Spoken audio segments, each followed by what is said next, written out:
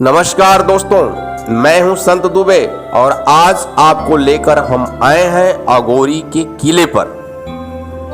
अघोरी दुर्ग की कहानी आपने इतिहास के पन्नों में खूब पढ़ा होगा, लेकिन आज डेमोक्रेटिक न्यूज सीधे अघोरी किले पर लाकर आपको दुर्ग से संबंधित सारे तथ्यों की जानकारी उपलब्ध कराएगा। दुर्ग के एक एक रहस्यों के बारे में भी बताएगा, क्योंकि डेमोक्रेटिक न्यूज का कैमरा पहली बार पड़ताल पर पहुंचा है। इसके लिए हम आपको लेकर आए हैं बिहार की राजधानी पटना से 500 किलोमीटर दक्षिण और पश्चिम के कोने पर। यह जगह है सोनभद्र जिले का राउतगंज शहर से करीब 30 किलोमीटर पश्चिम, जो बहुचर्चित सोन नदी का किनारा है। बात 250 वर्ष से भी अधिक पुरानी है, जब खरवार वंश के उत्थान एवं पतन का कार्यकाल इसी दौर से गुजरा है, जिसका जिक्र इतिहासकार एवं पत्रकार डॉक्टर श्याम सुंदर तिवारी द्वारा लिखित जनजातीय मुकुट रोहतासगढ़ नामक प्रकाशित पुस्तक में किया गया है। डॉक्टर तिवारी ने अपने द्वारा रचित पुस्तक में विभिन्न जातियों एवं उसके उद्भव व पतन पर पैनी नजर रखते हुए शोध किया है। अघोरी परगना से माधव सिंह खरवार नामक एक राजा हुआ करते थे।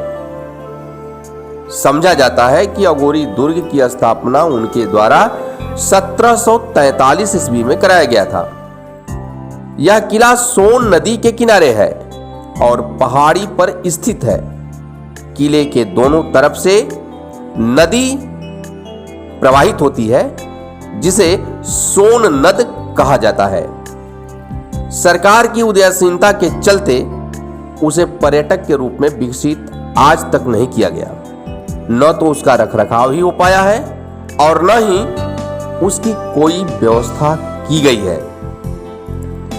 प्राकृतिक सौंदर्य से भरपूर इस किले की अद्भुत छटा हर किसी को अपनी ओर आकृष्ट कर सकता है, क्योंकि इसके भीतर पत्थरों पर उकेरी गई कलाकृतियां एवं फारसी में लिखी गई टिप्पणियां हिंदू मुस्लिम सामंजस्य को दर्शाता है। किले के भीतर अंधेरी कोठरी का राज एवं 7 मंजिले किले में बने रनिवास, माड़ो एवं पालकी नुमा बना भवन आकर्षण का आज भी केंद्र है। खरवार वंश के बाद इस किले पर राजवंशों का सत्वाधिकार हो गया। बाद में यह अंग्रेजों के कब्जे में चला गया। इसी किले के बाहर आतताई राजवंशों से पहलवान लोरिक का युद्ध हुआ एवं वह स्थल आज भी लोहिया के नाम से प्रसिद्ध है। वह जगह आज भी विद्यमान है, जहां राजवंशों के हाथी को नदी के किनारे पर लोरिक ने काटा था। देखिए अघोरी दुर्ग से संत दुबे की विस्तृत रिपोर्ट।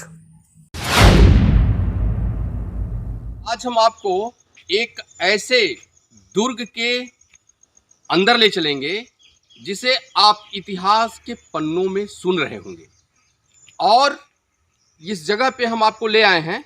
ये आपको सबसे पहले इसकी व्याख्या करने से पहले हम आपको एक चीज़ बता देना चाहते हैं कि जिस जगह पे हम खड़े हैं ये सोन नदी का किनारा है और पहाड़ी नुमा जगह है, और ये खरवार वंश का बिल्कुल विरासत है। इसी विरासत पे हम आपको लेके आए हैं। इसको कहा जाता है अघोरी का दुर्ग। तो अघोरी के दुर्ग के बारे में हम आपको यहाँ के जो स्थानीय लोग हैं उनसे हम बात करेंगे। जरा आप भी सुनिए, और हम किस जगह पे जा रहे हैं इसके बारे में भी हम आपको बताएंगे, क्योंकि ये जो हमारा सफ़र है काफ़ी लंबा है। और आप समझ रहे होंगे कि कैमूर जिला मुख्यालय जो बिहार प्रांत में पड़ता है, वहाँ से जिस जगह पे हम पहुँचे हैं इसकी दूरी करीब 150 किलोमीटर है, और जहाँ हमें जाना है वहाँ उसकी दूरी अभी यहाँ से करीब 250 किलोमीटर है। खैर ये तो बात का विषय है, लेकिन आइए पहले हम अघोरी किला के बारे में हम जान लेते हैं। भाई क्या नाम है आपका? हमारा नाम है शुभ नाम मुराहू सिंह खरवार जात।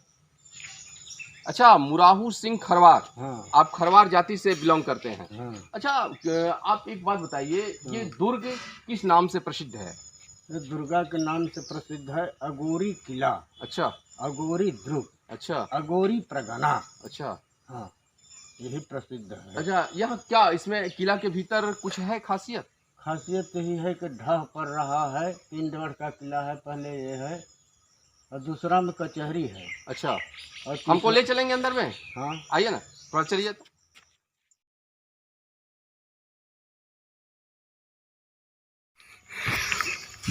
है ये किला।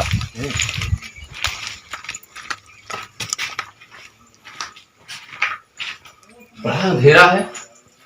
ये बड़े बड़ी चट्टान है। अच्छा, ये इसमें कब का बना हुआ है? हिंदी में बता रहा हूँ, संवत 1600 का। अच्छा, 1600 संवत 1609 या 6 और उर्दू में 1026 हिजरी सन। हिजरी सन। हाँ। उस समय कौन बनवाया था इस किला को? माधव सिंह बनवाया। माधव सिंह। हाँ, सूर्यवंशी खरवार। अच्छा, खरवार वंश के। हाँ। तो ये जो जगह है, ये कौन सा जगह है? ये है रनिवास माड़ो। अच्छा, रनिवास माड़ो के नाम से जानते हैं। हाँ, माड़ो इसी जगह था। अच्छा, ये ढह पर गया, ये चौतरफा घुमा के हाथी का चिन्ह था इसमें। अच्छा। हाँ, जैसे सुबिया है ना। हाँ हाँ हाँ, तो और 9 ठे खंभी का इसमें दर है।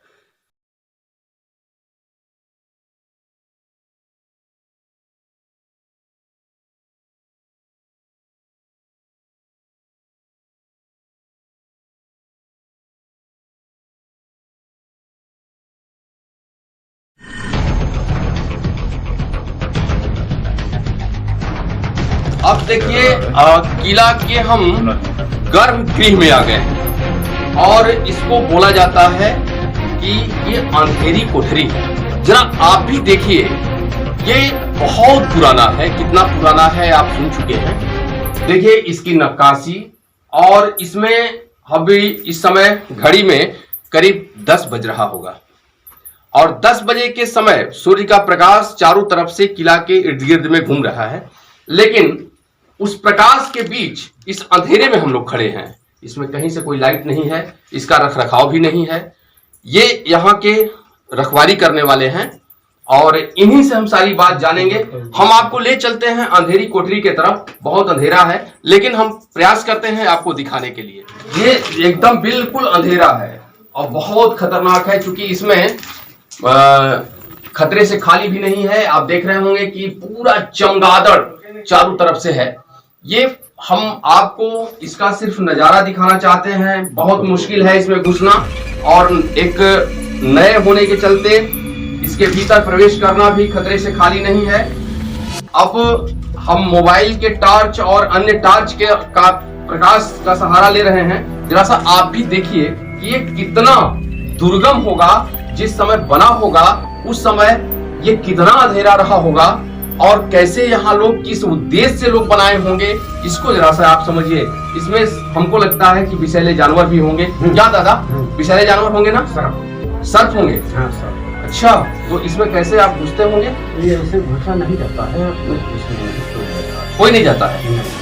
अच्छा, भट गया है, देख लो लाइट लगा। अच्छा ये बताइए हमको, इसमें बहुत सारे चमगादड़ हैं और विषैले जानवर भी हमको दिख रहे हैं। एक बात बताइएगा कि ये किस उद्देश्य से बनवाया गया था? ये तहखाना है। तहखाना है। हाँ। मतलब इसमें राजा का जो अधिक जो सामान था, जो कीमती सामान थे, उसको इसमें रखा जाता था। हाँ। अच्छा, लेकिन इसमें दरवाजा इधर से भी है, उधर से भी कुछ दिख रहे हैं, उधर से भी दरवाजा दिख रहा है। हाँ, 2 दरवाजे। 2 दरवाजे हैं। अच्छा, तहखाना इसको कैसे पता चला आप लोगों को? कितना दिन बाद पता चला कि ये जब यहाँ विनाश हो गया तो 100 साल के बाद में बस्ती बची। अच्छा, तो ये इतनी तोड़ने खनने लग गए आदमी। बाद में जब विनाश हो गया तो इसमें से कुछ मिला भी, कुछ सामान वगैरह? नहीं, हमारा तो इसी जगह दस्त ही हो गया। मड़ई से महल नहीं है, आप लोग देख सकते हैं। अच्छा, हाँ, दुनिया के आया करके यहाँ गढ़ी किला तैयार हो गया, हमारा कुछ नहीं। अच्छा, आप जहाँ के तहे हैं? हाँ। अच्छा अच्छा, तो इसमें विषैले जानवर भी रहते हैं? हाँ, विषैले। अच्छा, इसमें पशु वगैरह भी आते हैं कभी इधर? बरखा होने लगता है और तपन में काफी पड़ता है। अच्छा, इसमें से बहुत स्मेल भी आ रहा है। हमारे साथ सहयोगी हैं और बड़े शौकीन हैं घूमने के, पुरातत्ववेत्ताओं की तरह इनकी खोज भी है और खोजी आदमी हैं। ये भी मेरे साथ आए हैं कैमूर से मास्टर अब्दुल करीम साहब।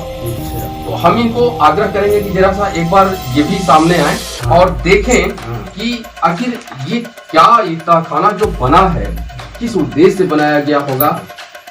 और इसमें से बहुत ज्यादा स्माइल भी निकल रहा है। देखिए उधर मत जाइएगा, उधर तो बिल्कुल बहुत खतरनाक है। ये राजा जो थे, कौन राजा बताया थे आप? माधव सिंह। माधव सिंह। तो माधव सिंह के कितने बेटे थे? माधव सिंह के बेटा बालन था। बालन था। अच्छा। तो वो इसी रियासत चल रही थी, ये लूटा गया है। अच्छा। हाँ, लूट लिया गया। हाँ लूट लिया कौन गया। लूटा? लूटा खजुराहों से चले चंदेल वंश। अच्छा। हाँ चंदेल वंश। हाँ, चंदेल वंश से आए यहाँ करते करते करते तो उनका वध हो चुका माधव सिंह का। बचा बालंद शाह, वही बनारस में पढ़ रहे थे। और वो पता चला कि पिताजी हमारे लिख दिए दूसरे को। आइए थोड़ा हम लोग चलते भी रहे, किला है थोड़ा घूमते भी रहे। और ये क्या है ये वाला? आगे यही जगह है असली। अच्छा। आइए मास्टर साहब आप पढ़िए आप भाई। यहाँ कुछ लिखा हुआ है? हाँ यही लिखा गया है। कहाँ लिखा है? हाँ, वही देखिए। अच्छा ये उर्दू में लिखा हुआ है? हाँ उर्दू में। अच्छा एक बात बताइए, ये बड़ा रहस्य का विषय आ गया। हाँ। आपने जो हमको बताया हाँ। कि ये खरवार वंश के थे। हाँ। और वो जो है उस समय के राजा हुआ करते थे। हाँ। तो उनके किला में ये उर्दू शब्द कैसे लिखे गए होंगे? उर्दू शब्द तो आइए हम कैमरामैन से कहेंगे कि जरा सा मेरे सामने आए और दिखाएं कि ये उर्दू में ये क्या चीज लिखा हुआ है।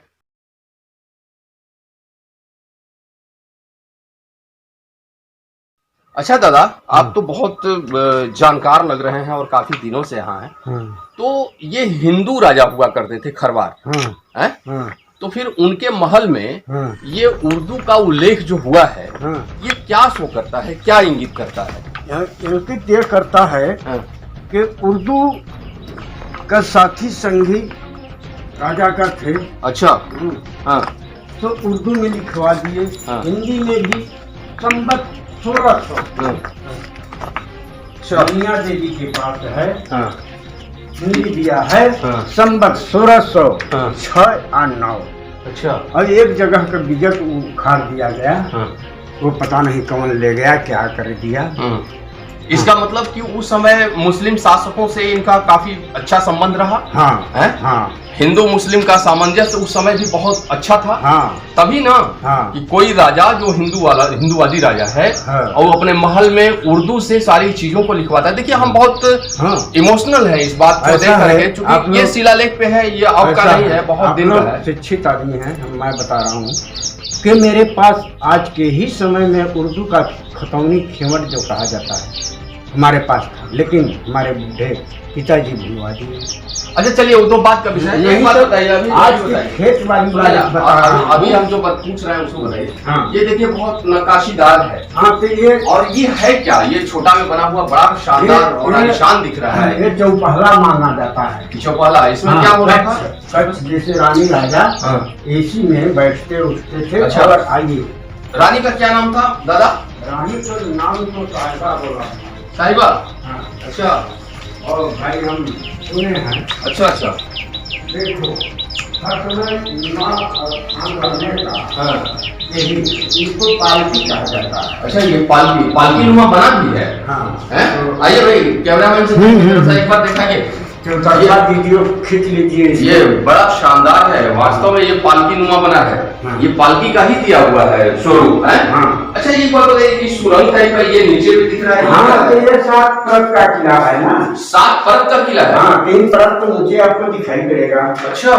और 2-3 परत नीचे। देखिए ये जो किला है, ये किला तो आपने बहुत देखा होगा मास्टर साहब, बहुत सारी किला के शौकीन हैं आप, नदी नाले और बाग वगैरह के बहुत शौकीन आदमी हैं, बहुत किला आपने देखा होगा। लेकिन ये किला अपने आप में जरूर बेमिसाल है, क्योंकि 7 परत का किला होना अपने आप में बहुत मायने रखता है।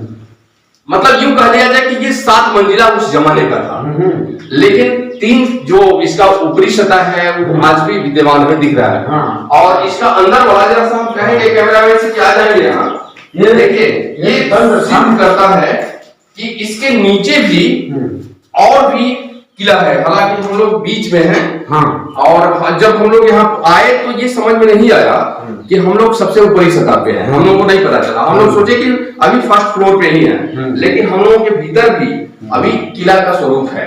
और यहाँ से एक बार हम आपको सीन दिखाएंगे। ये जो मोर्चा बना हुआ है, हमको लगता है कि उस जमाने का ये मोर्चा बना हुआ है, और इस मोर्चा से इसकी रखवाली भी होती रही होगी।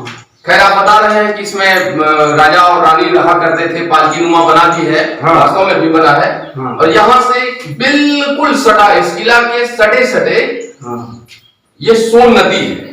सोन नदी है ना, सोन नदी के तट पर ये किला है।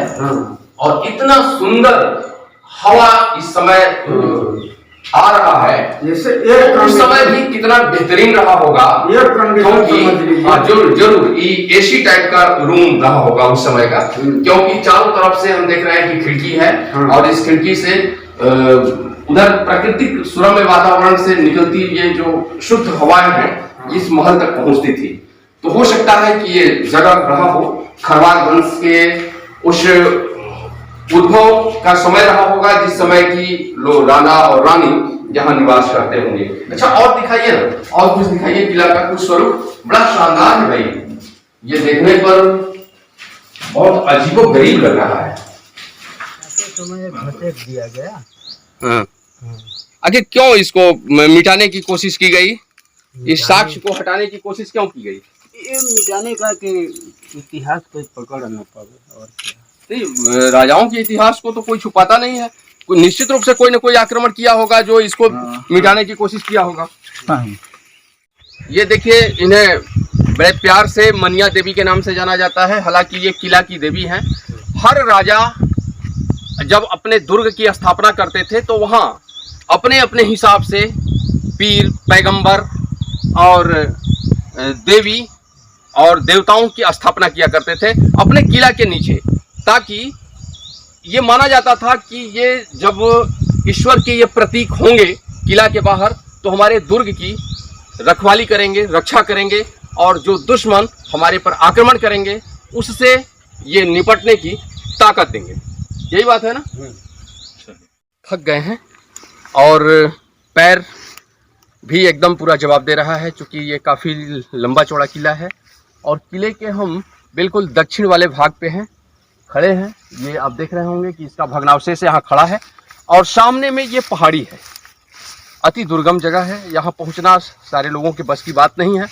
जब ये रहा होगा तो लोगों के लिए आकर्षण का केंद्र बना होगा, लेकिन आज भी अगर इसको देखा जाए तो पुरातत्ववेत्ताओं के लिए ये शोध का विषय है। आइए हम आपको ले चलते हैं अब पीछे, जो आपको और कुछ दिखाने की।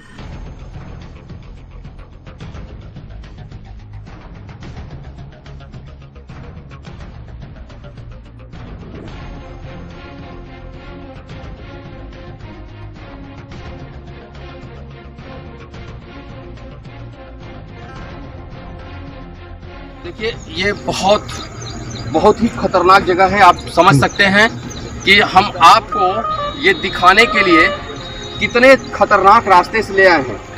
कोई भी फिसल सकता है, बड़ा संभल के आइएगा। हम अपने कैमरामैन से भी कहेंगे और संभल के आइएगा, क्योंकि फिसलन है और इस पर से नीचे उतरना बहुत मुश्किल है। बहुत आराम से पकड़िएगा भाई, देखिएगा, आप घबराइएगा मत। थोड़ा कैमरामैन हमारे जो साथी हैं, सहयोगी हैं, उनसे हम कहेंगे कि बहुत आराम से, क्योंकि ये बहुत ही दुर्गम जगह है, बहुत दुर्गम जगह है। हाँ, मुश्किल है नीचे उतरना, पैर सरक रहा है, उमस भरी गर्मी है। ऐसे में खतरनाक रास्ते से आना, सिर्फ मेरा उद्देश्य है कि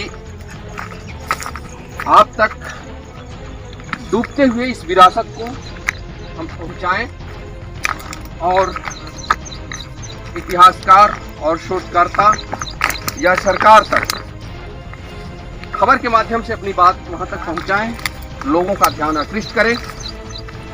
ये हमारा मुख्य उद्देश्य है। तो आइए देखिए कि कटीली झाड़ियों से होकर कैसे जाया जा रहा है। असल में ये संभव नहीं है। आप देख रहे होंगे कि कितनी जबरदस्त और ये ऐसी चढ़ाई और जगह नहीं है। इस रास्ते से हम चूंकि किले के बिल्कुल पीछे वाले भाग से आ रहे हैं ताकि हम आपको किले का एक एक तस्वीर मुहैया करा सके।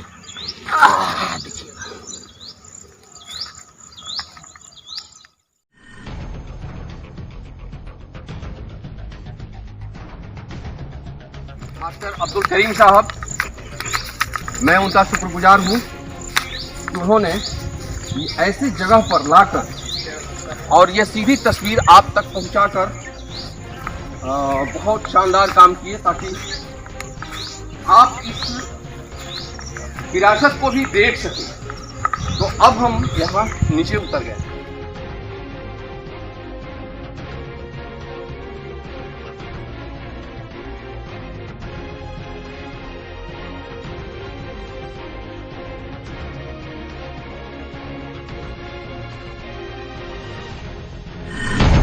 ये सामने से दुर्ग का जो मुख्य द्वार है वो सामने है।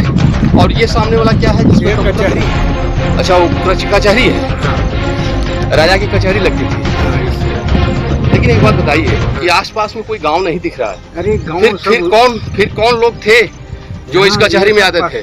बस्ती में ये सब है। अच्छा, ये बस्ती में? हाँ, ये सब यहाँ जब 7 रात 7 दिन पांडवों के तरह युद्ध होने लगा। अच्छा, ये बताइए, बड़ा दिलचस्प चीज बता रहे थे आप। युद्ध के स्थान वही सामने दिखाई पड़ रहा है। देखो सीधी, उसका नाम है आज तक लोहनिया। लोहनिया कहाँ? कौन सा जगह है? और देखो दो झाड़ी सामने दिखाई दे रहा है। रोड के उत्तर तरफ। तो वही है। अच्छा, वो युद्ध का स्थल है। हाँ, और हाथी कटी है। देखो नदी में दिखाई पड़ रही है थोड़ा सा। हाथी कटी है? हाँ, अंतिम में हाथी कटी है। कहाँ? और देखो सामने नदी में कुछ दिखाई पड़ रहा है लकड़ी के तरह। वही है, उतना बराबर पानी है। अच्छा, हाँ, मतलब वहाँ हाथी को काटा गया था? हाँ। कौन काटा था? वही लोरिक काटा। लोरिक काट दिया? हाँ। लोरिक को मतलब हमारी हाथी थी। अच्छा, अत्याचार से वो पूरी तरह से क्षुब्ध हो गया था। हाँ। अच्छा, एक बात बताइए और कि अभी जो दुर्ग है, ये जो किला है, अकोड़ी किला, अगोरी किला, अखोड़ी नहीं, अगोरी किला। अंदर आइए, जरा सा सीन दिखाइएगा। अगोरी किला जो है, इससे जुड़े अभी लोग हैं, इसके वंशज हैं। कौन है? ऊपर दिखाइए, जरा सा ऊपर दिखाइए। ये बहुत आलीशान है। अब तो इसका भग्नावशेष ही बचा है। हो चुका है, अच्छा, गढ़ हो गया है। तो इस किला से जुड़े हुए जो इसके सल्तनत मतलब इसके काल में जो लोग हैं, अभी इसके वंशज के लोग हैं। तो उस समय तो खरवार वंश के थे। इस समय चंदेल वंश है। तो वही खरवार वंश चंदेल वंश में तब्दील हो गए? दूसरा चंदेल वंश तो दूसरा हो गया। तो चंदेल वंश इस समय है अभी ना? नहीं, चंदेल वंश तो है। तो ये खरवार वंश का किला है ना? तो ये चंदेल वंश कैसे हो गए? वही मतलब लड़ाई करने के बाद जो जीते उसके बाद। तो अभी कौन है इसके शासक? इसके शासक हैं आभूषण ब्रह्मशाह। अच्छा, वो कहाँ रहते हैं? राजपुर राजधानी है। राजपुर? राजपुर कहाँ पड़ता है? किस? राटसगंज के सीधे पश्चिम। राटसगंज के सीधे पश्चिम पड़ता है। हाँ, गौरी शंकर जानते होंगे। हाँ, गौरी शंकर का नाम सुने हैं। तो कौन है अभी? आभूषण ब्रह्मशाह। अच्छा, कभी आते हैं कि नहीं? आते हैं। तो अभी इसके अलावा भी और कुछ है उनका? पूरा गौरी परगना का कर लेते हैं। अच्छा, कर लेते हैं? आज भी? हाँ, 4 आना। अच्छा, सरकार के जैसे यहाँ फैक्ट्रियाँ हैं। शंख मारवाड़ की पहाड़ी है। और चूरक फैक्ट्री देख रहे हैं। डाला फैक्ट्री। राइनो कोर्ट में, हिंडल को, ओबरा में। अच्छा, तो 2 पैसा उनको मिलता है। अच्छा, अभी आज भी मतलब वो कर लेते हैं? हाँ, तो 2 पैसा सरकार दे रही है। सरकार उनको दे रही है? हाँ। अच्छा, इस जमीन को अपने हाथ में ले ली है सरकार? हाँ है? हाँ। लेकिन सरकार अगर इसको ली तो फिर इसकी सरकार उसका मुआवजा नहीं दे पा रही है राजा को। 240 करोड़ हाँ। उसका मुआवजा बनता है। अच्छा। सुप्रीम कोर्ट से ऑर्डर हो चुका है। हाँ। दिल्ली से। अच्छा। बहुत दिन मुकदमा चली। हाँ।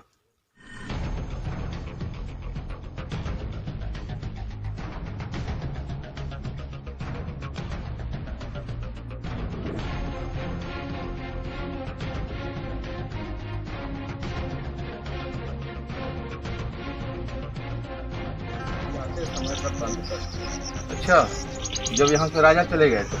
अच्छा, क्यों गए राजा? राजा का बात यह है कि ये भारीमल पारीमल राज करने लगे। मुलागत के बाद, बालंद के बाद, माधव सिंह के बाद चार हो गए। किसी का बहुत बेटी लिया ना शुरू कर। कौन राजा ले आते थे? मैं तो बालंद, माधव और मुलागत। ये माधव सिंह के क्या थे वो मुलागत? लूट लिए थे ना, तो वही राज करने लगे। अच्छा, माधव सिंह को लूट लिए थे। हाँ, मुलागत। हाँ, मुलागत। और ये मतलब अत्याचारी निकल गए। हाँ, हाँ, और व्यभिचारी भी निकल गए। हाँ, बहुत। इसीलिए इस दुर्ग का नाश भी हो गया। हाँ, है? हाँ। तो कुआं उसी समय का है? हाँ, उसी समय का सब ये गढ़ी। अच्छा। हाँ। तो जाते समय यहाँ से फिर उसको भगाया कौन जिताया? कौन जीता उससे? लोरी के यहाँ 7 दिन तक लड़ाई युद्ध किया। एक लड़की जन्मी तो उसको ये लियाना चाहा मुलागत। अच्छा। तो नहीं ला पाया। अच्छा। उसी के चलते बिना बहुत ज्यादा। मतलब लोरिक लड़ाई इनसे लिया था? हाँ है? हाँ। लोरिक पहलवान। हाँ, लोरिक जिसका वो टीला, जो इसका टीला है, जो पत्थर वाल का जो टीला है, जो काटा है। अच्छा। और जाते समय यहाँ सब जब मार काट दिया। हाँ हाँ। तो जाते समय बलाए लागत। अच्छा। तो झंडा वाले तक डाक के गया। आज तक उसका नाम है गढ़ी सिवान। वहाँ से डाका और सीधे नीचे उछल गया? हाँ, 1-2 किलोमीटर दूर गया। 2 किलोमीटर दूर? हाँ। तो इसके बाद उसका नाम है आज तक गढ़ी। अच्छा, जहाँ वो कूद गया वहाँ वो गड्ढा बन गया? हाँ है? हाँ, 1 बीघे में। 1 बीघे में गड्ढा बन गया? हाँ। इसके तो बाद उसको गढ़ी सिवाना बोलते हैं? हाँ, गढ़ी सिवान। अच्छा दादाजी, तो बड़ा इंटरेस्टिंग कहानी आप बता रहे हैं। और ये दुर्ग यहाँ से दिखाइए भाई, कैमरा मैन से कहेंगे एक बार यहाँ आइए मेरे साथ और देखिए, वाकई में ये नज़ारा आपको जो दिख रहा है काबिले तारीफ है। जरा सा देखा जाए। और हमको लगता है कि उस किला पर वो जो झंडा गड़ा है वो तो नया झंडा गड़ा है। हाँ, हम लोग। अच्छा, हमेशा गाड़ते हैं? हाँ। अच्छा, अक्सर गाड़ते हैं? हाँ, रहने लगे जब। अच्छा, जब रहने लगे तो वहाँ अंदर में भी कोई रहता है क्या? कोई नहीं रहता।